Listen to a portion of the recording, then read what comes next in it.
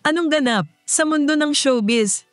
Unang beses na ibinahagi ng komedyanteng si Pokwang na siya isa ng lola, kasabay ng pahayag tungkol sa hirap na dinanas ng kanyang anak na si May matapos malaman ng dating partner ni Pokwang, si Lee O'Brien, ang tungkol sa pagbubuntis nito. Sa panayam kay Boy Abunda, inamin ni Pokwang na 4 na taon na ang kanyang apo, isang malusog na baby boy. Ito boy, may apo na ako. I have 4 years old. Ako naman na-excite. I'm a lola. Sa parehong panayam, ibinahagi ni May na halos mapalayas siya mula sa kanilang tahanan dahil sa kanyang pagbubuntis, ayon umano sa kagustuhan ni Lee O'Brien. Gusto po akong palayasin ng ex niya sa house. Because I got pregnant without getting married. Okay.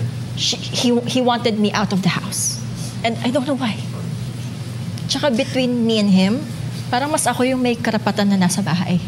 Hindi siya, kung tutuusin. Sa kabila ng kanilang sitwasyon, sinabi ni May na hindi pa sila nagpapakasal ng kanyang partner dahil mas nakatuon sila sa paghahanda para sa kinabukasan ng kanilang anak. Maraming netizens ang nagpahayag ng kanilang excitement na makita ang larawan ng apo ni Pokwang.